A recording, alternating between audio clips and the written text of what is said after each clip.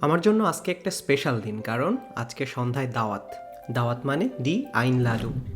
আমার আজকে একটা দাওয়াত আছে। এই কথাটাকে আমি জার্মান ভাষায় কিভাবে বলবো? Ich habe heute eine Einladung. চলেন আজকে দাওয়াত নিয়ে কিছু জার্মান শিখি। দাওয়াত মানে আমার মাথায় সবার প্রথমে আসে বিরিয়ানি। এটা ছাড়া যেন চিন্তাই করা যায় না।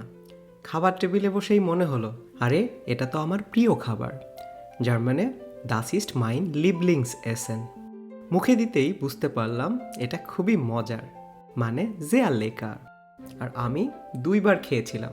Ich habe zweimal gegessen. Ich trinke auch gerne Cola zum Essen. কোলা একটু বেশিই ভরে ফেলছে।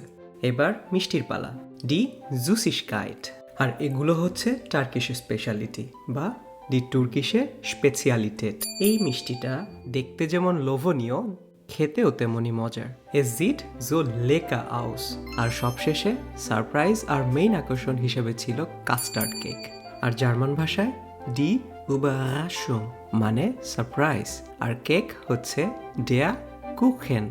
সব কিছু খাওয়া শেষে আমি আজকে বলতে পারি ইশ বিন জাট।